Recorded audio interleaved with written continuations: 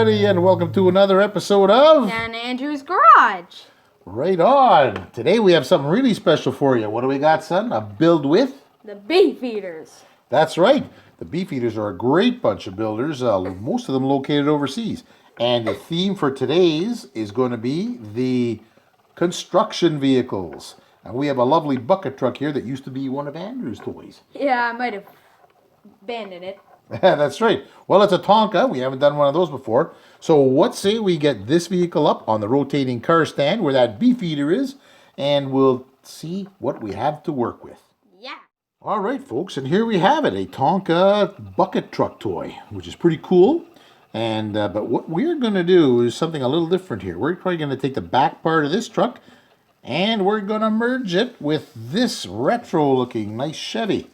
So what we want to try and do is make an older bucket truck back from the late 50s, early 60s. And this would have been the truck that my father would have been driving back when he was working with the Ontario Hydro in Timmins, Ontario here in my old hometown. A little bit of a homage to my old man. So what do you think there, son? Yeah, this truck reminds me of him. I really love him. Yeah, that's right. Well, we will hopefully, do a good job, and when we get it all sorted out, it should be pretty cool looking. Yeah. I'll tell you what, why don't we get started on the restoration? Yeah, let's get started. All right, so here we are, two models I haven't really worked with before. And first, of course, the Tonka truck. So I've already drilled them apart, so we'll see what we got to work with here. And quite a robust little model this one is here. It comes in a lot of pieces. So there's a base and some tires here, which are kind of cool, actually. So here's a sub base right here as well. Oh, look at that. All right, so we have that. And kind of a rear panel as well over the rear fenders. And then, of course, the rear part and 3 weights inside here. Look at that. 3 weights, just I guess to give it some weight so when you work the bucket truck, I'm guessing that it won't flip over on you. And of course a front fender here and an internal piece, but that looks like she's been melted in with this light box on the top. So yeah, here's what we have. We got the front, the rear, and this assembly. We'll see if we can take it out, or if not, we'll have to mask it, because I'll probably keep the bottom of this assembly white, but we'll have to paint the base for sure. Of course, the weights, the base here, other part of the base, the rear fenders, and this bumper. And, of course, the tires. So, yeah, this is a robust model. Lots of bits and pieces to it. And, of course, we also have here the Chevy Apache. So we'll see how that one works. A bit of room. And see what we got over here. All right, took this one apart. So let's just get it. There we are. The base comes off. And looks like, that's a bit of a tough call with regards to the rear fenders. There it is. Good, we got it. So we have a little, look at that. That's a cool little base here that we have with the seat, bench seat, and the gear shift. Looks like the steering wheel and everything else is kind of locked inside here, so I'll have to take this screw out, and probably that'll remove the panel here, the steering wheel, and the windshield. I'll probably have to do some work with that, because that also looks like it's, you can see these little posts that have been sort of riveted in, so we're going to see what we can do with that. And of course there's the back here, which we won't need, but we'll save for another project. And the base, yep, we have. These tires look more at home on kind of a low rider than I think on the pickup truck, on a pickup truck at all, but at least the pickup truck will be doing. So yeah, so I guess we do have our work cut out for us here.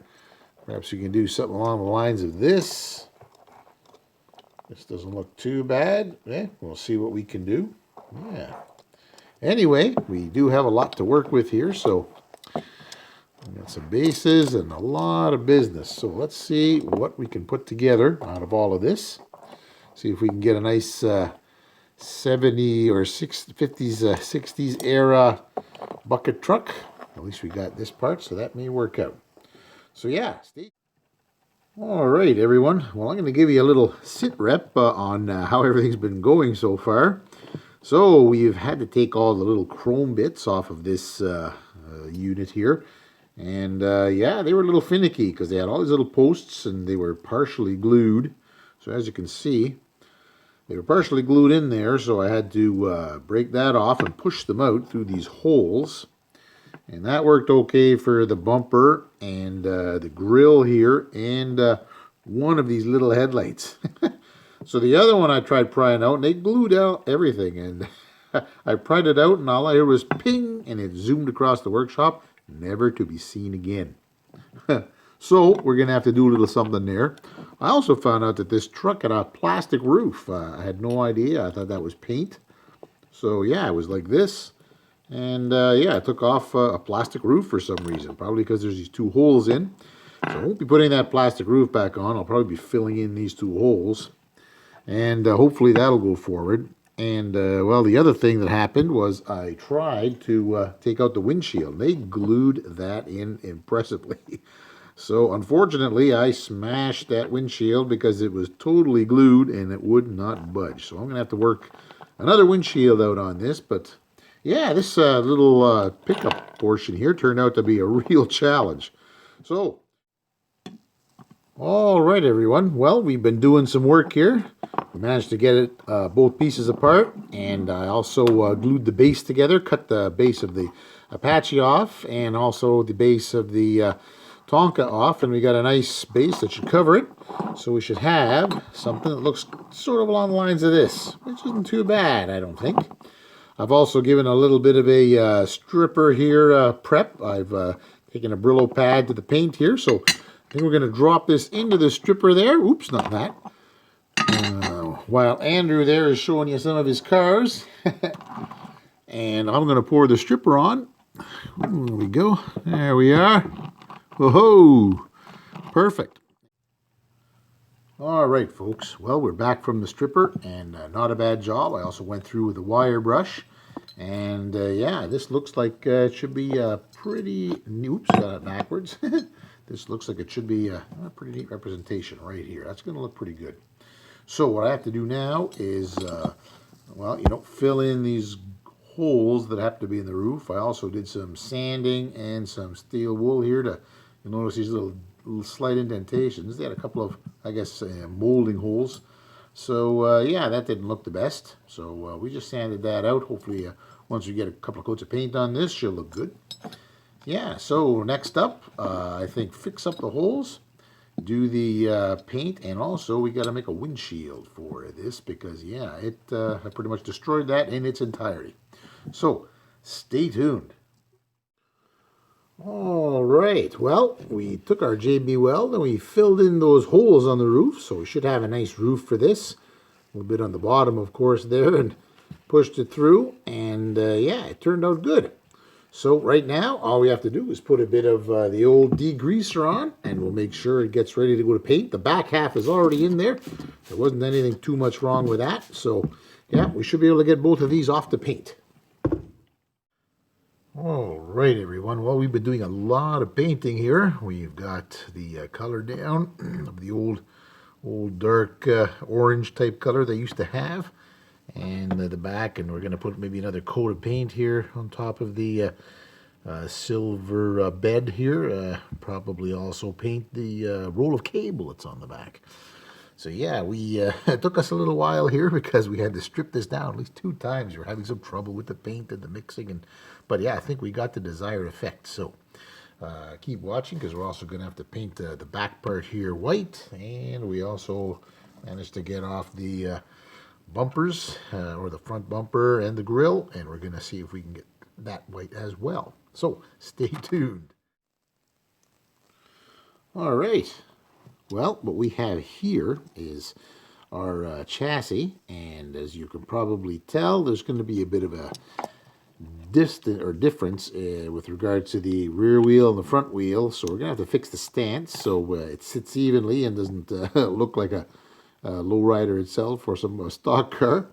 So what we're going to do is get this axle tube and put it through. Get this axle tube and put it through the rear here, And we have a small groove done here. We're going to put another axle tube there, which should give it a little bit of a millimeter, a couple of millimeters or so. So hopefully with that, we're going to be able to get the stance corrected, and this thing will look good. This comes off fairly easy, fairly easy.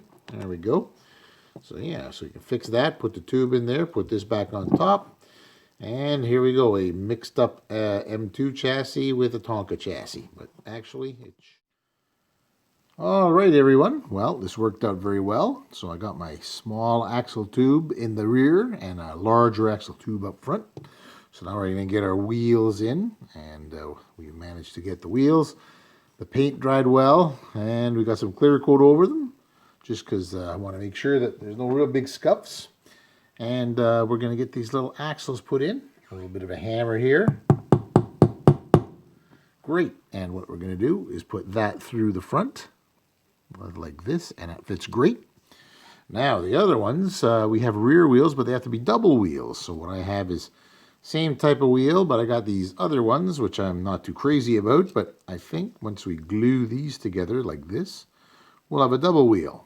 And then we'll just hammer it in the back. And I believe that should fit very well in the space right here. So, there we go. So hopefully that should look half decent. So what I'll do is carry on with the gluing here, and then we'll get started. All right, well, we did it. And here it is. Rolls well. I got the seat installed now, and the gear shift that came with it. We also have those nice double tires in the back, and the front tires with that long axle.